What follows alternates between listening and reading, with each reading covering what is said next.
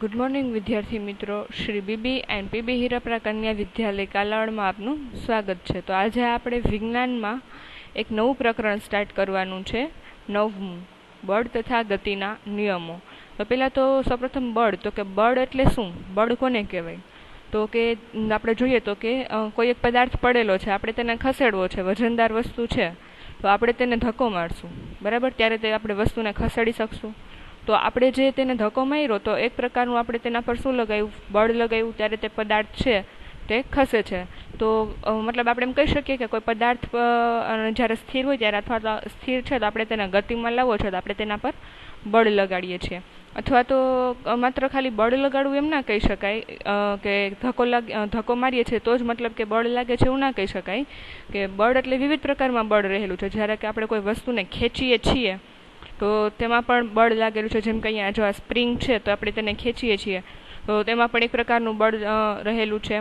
પછી કોઈ પદાર્થને આપણે વાળીએ છીએ, બરાબર, તો કોઈ પદાર્થને જ્યારે આપણે વાળીએ છીએ તો કે તેમાં પણ એક પ્રકારનું બળ રહેલું છે. અહીંયા આ વ્યક્તિ છે તો કે આ ટ્રોલીને ધક્કો મારે છે, બરાબર, તો તે ટ્રોલી આગળની તરફ ક્યારે ગતિ કરશે, તો કે જ્યારે તે તેને ધક્કો મારે છે, તો અહીંયા પણ તે એક પ્રકારનું બળ આપે છે. અહીંયા આ લોકો છે તો કે તે આ એક વજનદાર બોક્સને ખસેડવાની ટ્રાય કરે છે, તો અહીંયા પણ તે લોકો તેને ધક્કો મારશે એટલે કે એક પ્રકારનું બળ આપશે કે જેના લીધે પદાર્થ આગળની તરફ ગતિ કરશે, બરાબર. તો આવી રીતે મતલબ કે બળ એટલે માત્ર ધક્કો લગાડવો એવું નહીં, પરંતુ બળ એટલે કે કોઈ પદાર્થનું ખેંચવું, કોઈ પદાર્થને વાળવું, કોઈ પદાર્થને તોડવું, કોઈ પદાર્થને ફેંકવું. તો આ વિવિધ પ્રકારે જે બધી ક્રિયાઓ થાય છે તો કે તેમાં એક પ્રકારનું બળ રહેલું છે. તો આપણે તેને વિવિધ એંગલથી જોઈએ. તો સૌપ્રથમ તો પ્રસ્તાવના, કે બળનો ખ્યાલ સ્પષ્ટ કરો. પદાર્થ પર બાહ્ય બળ લાગવાથી કઈ કઈ અસરો જોવા મળે છે?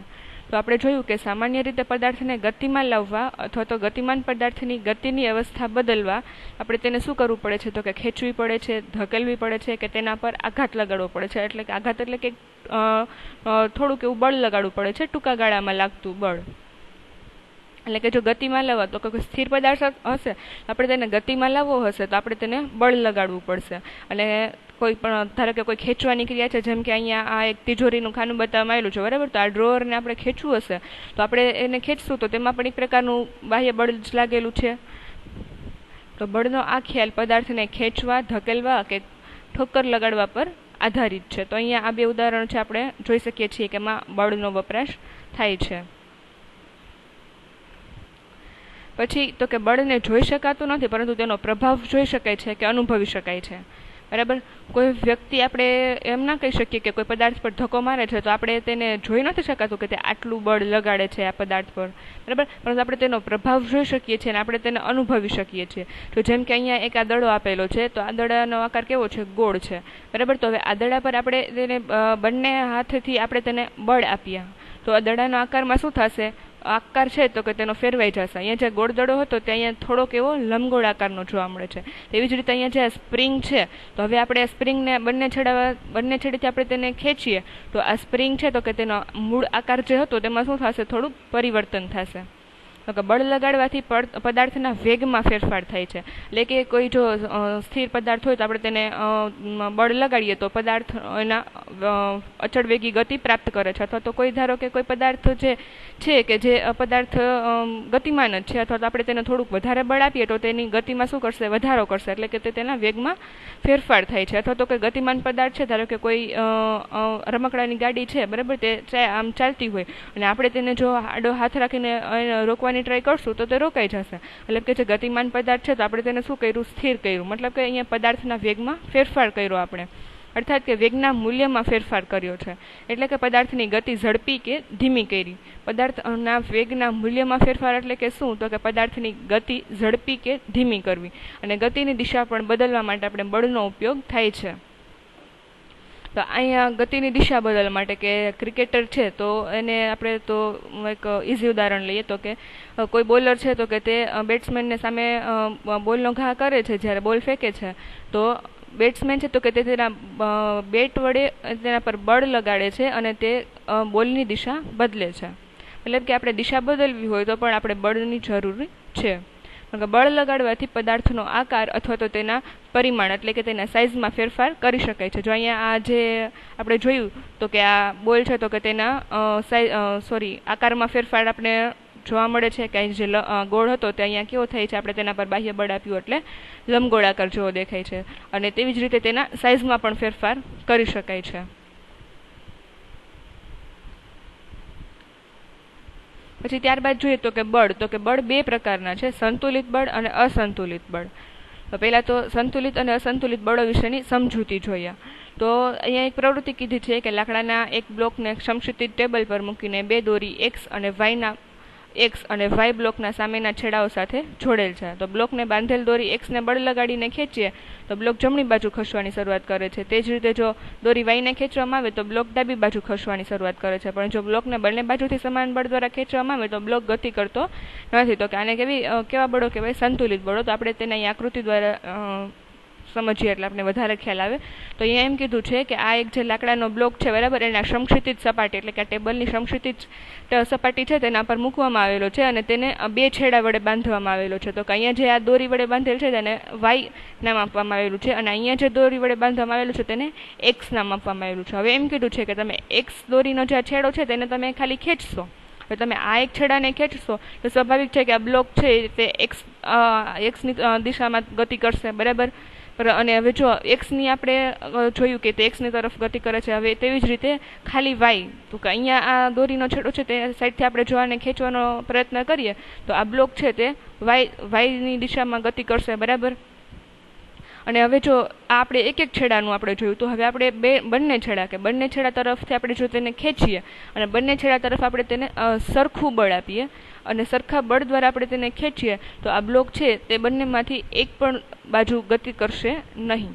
તે એક્સ તરફ પણ ખસશે નહીં અને વાય તરફ પણ ખસશે નહીં. મતલબ કે જે આ એક્સ અને વાય જે બંને બળો તેના પર લગાડવામાં આવ્યા તો તેવા બળોને કેવું બળ કહેવાય છે? સંતુલિત બળ. એટલે કે બંને બાજુ સરખા બળ લગાડવામાં આવે છે તેને કેવું બળ કહેવાય છે? સંતુલિત બળ. તો સંતુલિત બળો જે બળોની સંયુક્ત અસર હેઠળ પદાર્થની સ્થિર અથવા ગતિમાન અવસ્થામાં ફેરફાર થતો ન હોય તે બળોને સંતુલિત બળો કહે છે. આપણે જોયું કે બ્લોક છે તે સ્થિર પડ્યો હતો બરાબર, અને આપણે તેની બંને બાજુએ જો સંતુલિત બળ આપીએ તો તે પોતાની જે સ્થિર અવસ્થા છે તે અવસ્થા સ્થિર જાળવી રાખે છે બરાબર. એવી રીતે જો કોઈ ગતિમાન પદાર્થ હશે તો તેને પણ બંને તરફથી જો આપણે સંતુલિત બળ આપીએ તો તે પોતાની ગતિ છે તે જાળવી જ રાખશે. મતલબ કે પદાર્થના ગતિમાં કોઈ ફેરફાર નથી થતો. જો તે સ્થિર હશે તો સ્થિર જ રહેશે અને ગતિમાન અવસ્થામાં હશે તો ગતિમાન જ રહેશે. તો તેવા બળોને કેવા બળ કહેવાય છે? સંતુલિત બળો. તો સંતુલિત બળોનું પરિણામી બળ શૂન્ય હોય છે. સામસામે સરખું બળ લાગે છે મતલબ કે તેનું પરિણામી બળ કેવું છે? શૂન્ય છે. આથી સ્થિર અવસ્થામાં રહેલો પદાર્થ સ્થિર અને ગતિમાન પદાર્થ પોતાની ગતિ અચળ વેગથી ચાલુ રાખે છે. જો અલગ અલગ મૂલ્યના બે પરસ્પર વિરુદ્ધ દિશામાં લાગતા બળો વડે બ્લોકને ખેંચવામાં આવે તો બ્લોક વધારે મૂલ્ય ધરાવતા બળની દિશામાં ગતિ કરવાની શરૂઆત કરે છે. અહીં બે બળો સંતુલિત નથી અને આ સંતુલિત બળોનું પરિણામી બળ ગતિની દિશામાં કાર્યરત હોય છે. તો આપણે જે અહીંયા આગળ જોયું તો તેવી જ રીતે કે હવે આપણે અહીંયા સંતુલિત બળોનું જોયું તો હવે અસંતુલિત બળો. ધારો કે અહીંયા આ એક્સ છે બરાબર, તો તે સાઈડથી ધારો કે બળ આપવામાં આવે છે તે ધારો કે અહીંયા થોડુંક વધારે બળ આપવામાં આવે છે અને જ્યારે આ વાય છે તો કે ત્યાં થોડુંક ઓછું બળ આપવામાં આવે છે. તો આ બ્લોક છે તે કઈ દિશામાં ગતિ કરશે?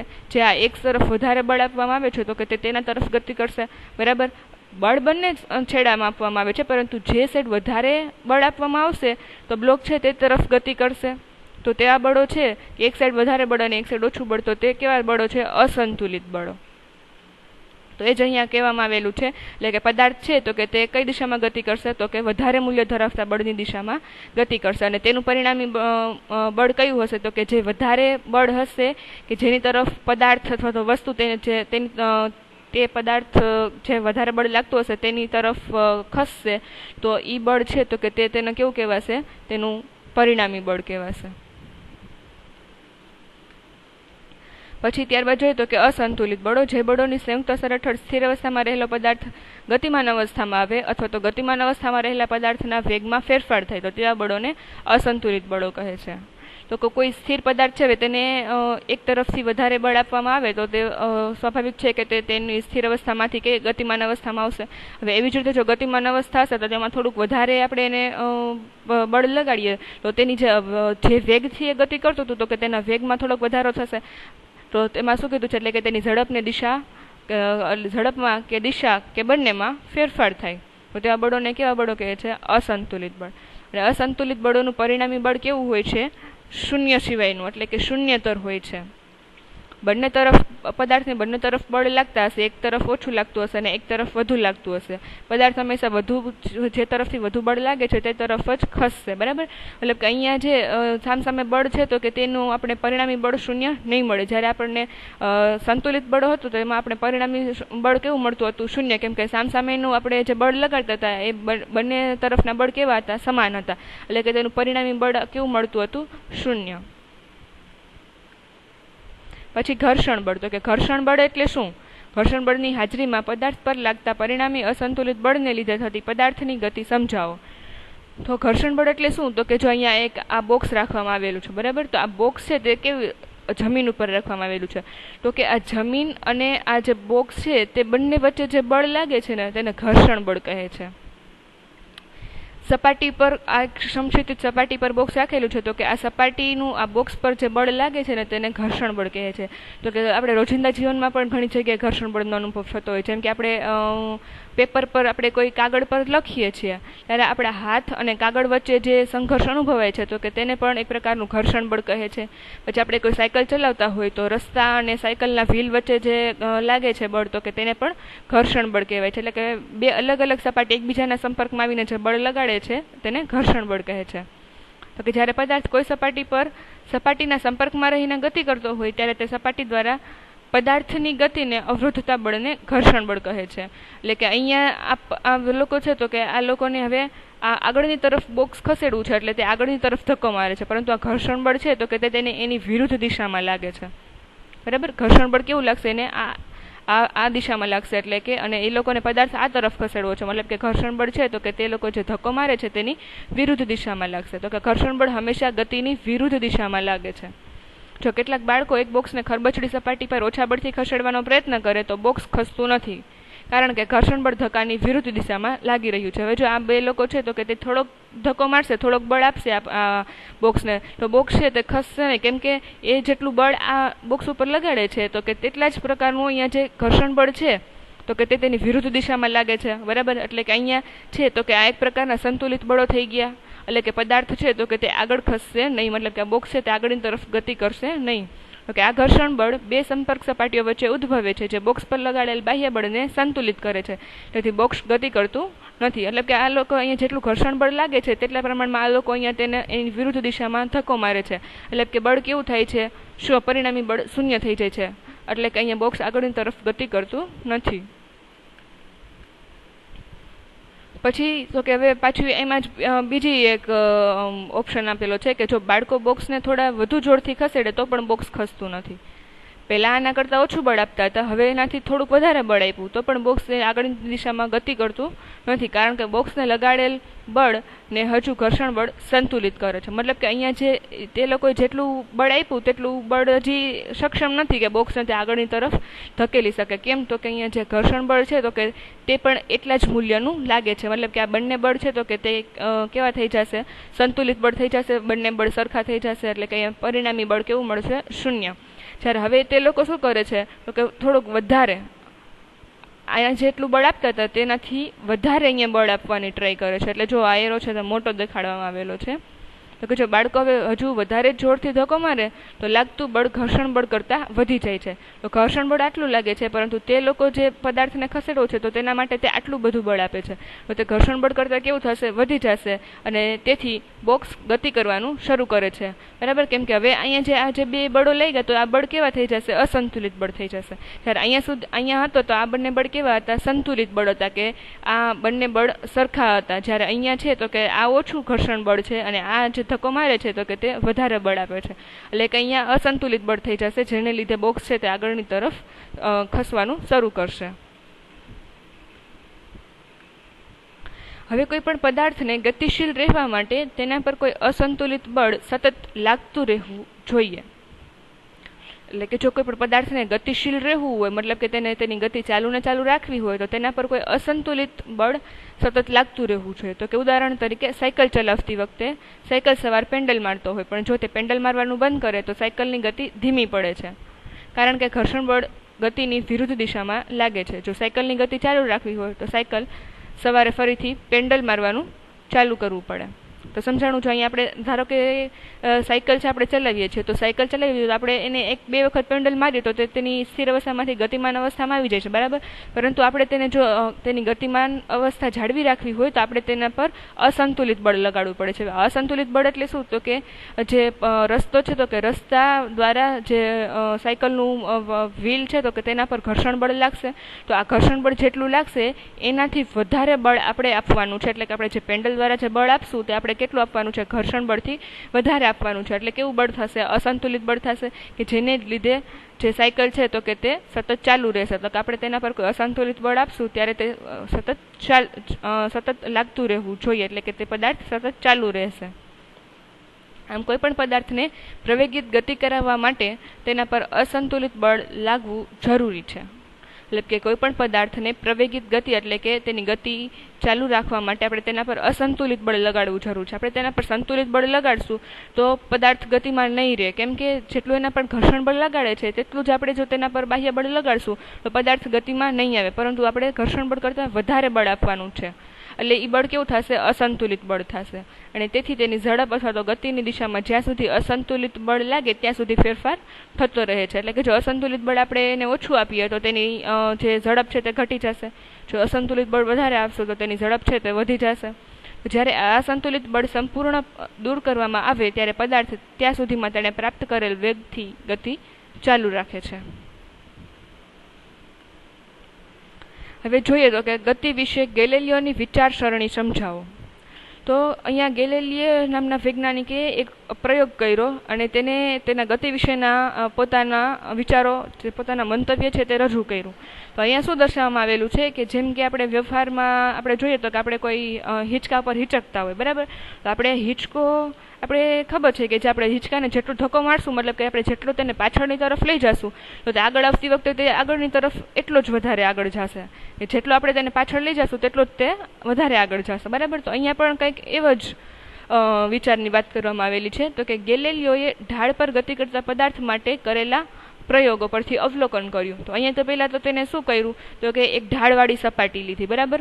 હવે આ ઢાળવાળી સપાટી પર તેને એક લખોટીને મૂકી, બરાબર. તો આ ઢાળ છે તો તેના પર લખોટી મૂકી, એટલે કે ઢાળ છે એટલે કે જે સ્થિર લખોટી મૂકી હોય તો આપણે તેને બળ આપ્યા વગર જ તે પોતાની ગતિ ચાલુ રાખશે, બરાબર. તો અહીંયા જે લખોટી મૂકી તો તેને કયો વેગ આપ્યો? v1, બરાબર. અને હવે જ્યારે અહીંયા ઢાળ નીચે ઉતરે છે ત્યારે તેને કેટલો વેગ આપ્યો? v2.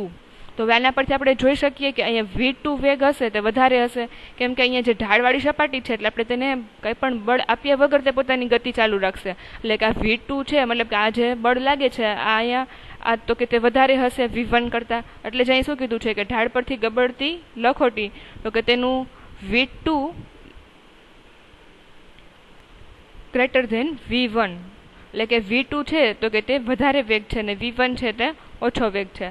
તો જ્યારે લખોટી ઢાળવાળી સપાટી પર ઉપરથી નીચે તરફ ગતિ કરે છે ત્યારે તેના વેગમાં વધારો થાય છે. એટલે કે આ જે v2 દર્શાવેલ છે તો કે તેના વેગમાં વધારો થયો અને આ v1 છે તો કે તેનો વેગ ઓછો છે v2 કરતાં.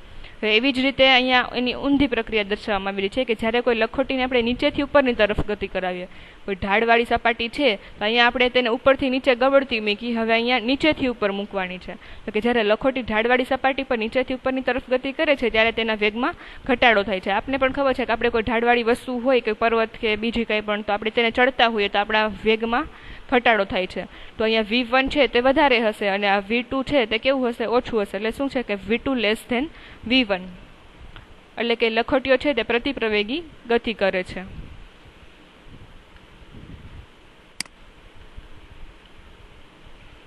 ત્યારબાદ ગેલિલિયોએ તેના પ્રયોગમાં ઘર્ષણ રહિત બે ઢાળનો ઉપયોગ કરી લખોટીની ગતિનો અભ્યાસ કર્યો અને તેના પરથી તેને અવલોકન કર્યું. એટલે કે હવે તેને આ ઘર્ષણ રહિત બે સપાટીઓ લીધી. પહેલાં એક સપાટી ઉપર જોયું હતું કે આ સપાટી પર ઉપરથી નીચેની તરફ ગતિ કરાવી લખોટીની, પછી નીચેથી ઉપરની તરફ ગતિ કરાવી લખોટીની. પરંતુ હવે તેને આ બે ઢાળ છે તો કે તેને સામસામે લઈ લીધા અને પછી તેને શું અવલોકન કર્યું?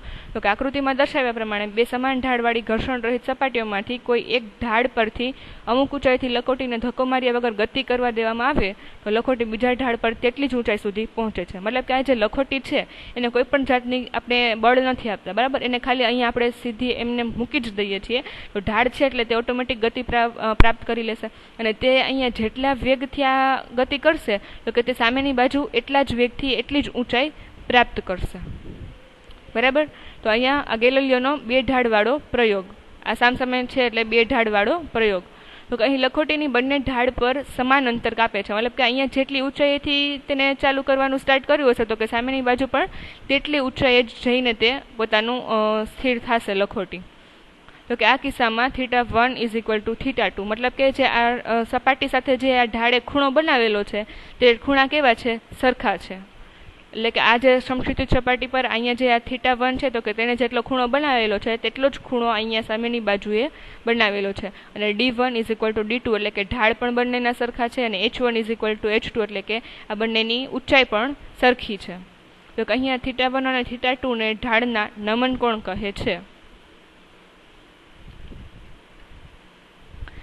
હવે પહેલી સપાટીનો ઢાળ અચળ રાખી, મતલબ કે આ જે છે આ સપાટી આ ઢોળાવવાળી તો કે તેનો ઢાળ આપણે તેટલો ને તેટલો રાખીએ, પરંતુ સામે જે આપણે અહીંયા ઢોળાવવાળી લીધી હતી તો કે તેને આપણે એક પછી એક કરીને તેના ઢોળાવ આપણે ઘટાડી દઈએ. મતલબ કે અહીંયા જે આ થીટા લીધો હતો તો કે અહીંયા આપણે પહેલાં સામે બંને થીટા મતલબ કે જે આ નમન કોણ હતા આપણે બંને કોણ સરખા રેખા હતા, પરંતુ હવે શું કરવાનું તો કે અહીંયા જે ખૂણો બનાવે છે તો કે તેમાં ધીમે ધીમે ઘટાડો કરવાનો, મતલબ કે તેના ઢાળમાં છે તેમાં પણ ઘટાડો થશે. તો હવે આપણે અવલોકન કરીએ તો કે શું થાય છે તો કે પહેલી સપાટીનો ઢાળ અચળ રાખી બીજી સપાટીનો ઢાળ ઘટાડવામાં આવે ત્યારે પણ લખોટી પહેલા ઢાળ જેટલી જ ઊંચાઈ પ્રાપ્ત કરે છે, બરાબર. કે અહીંયા જો પેલા આ ઢાળ હતો તો અહીંયા જેટલી ઊંચાઈથી તે નીચે આવે છે તેટલી જ સામેની બાજુએ તેટલી ઊંચાઈએ જાય છે. પછી અહીંયા ઢાળ ઘટાડવામાં આવ્યો તો અહીંયાથી જેટલી ઊંચાઈથી પ્રાપ્ત કરશે તો સામેની બાજુ જઈને પણ તેટલી જ ઊંચાઈ પ્રાપ્ત કરશે, બરાબર. તો અહીંયા આ ત્રણ પોસિબિલિટી બતાવેલી છે કે ત્રણ અલગ અલગ ખૂણા લીધા છે. તો કે અહીંયા ઢાળ ઘટાડેલો છે એટલે કે અહીંયા જેટલું અંતર કાપે છે તેના કરતાં અહીંયા કેટલું વધારે અંતર કાપશે. ઊંચાઈ તો સરખી જ પ્રાપ્ત કરશે, પરંતુ અહીંયા તેને જેટલું અંતર કાપ્યું છે તો કે સામેની બાજુ તેને થોડુંક વધારે અંતર કાપવું પડશે. એટલે જ અહીં કીધું છે કે આ માટે તે બીજી સપાટી પર વધુ અંતર કાપે છે, એટલે કે θ4 θ3 θ2 d4 d3 d2. અને ઊંચાઈ છે તે તો આપણે સરખી જ રાખવાની છે.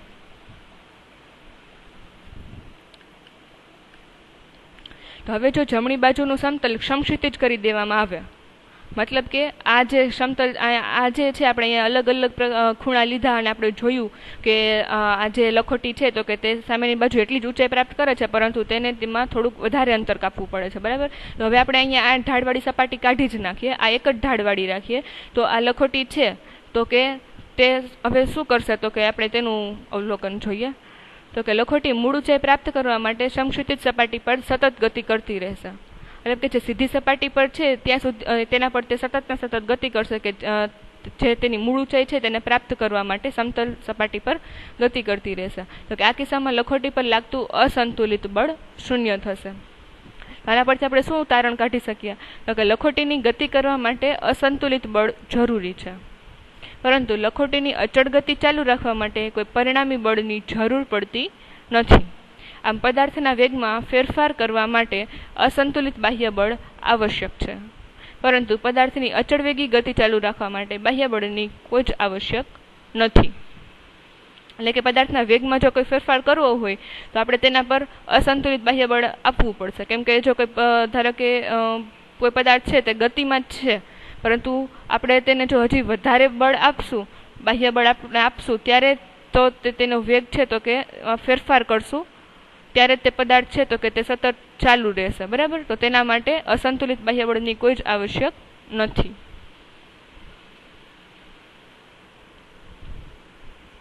Thank you.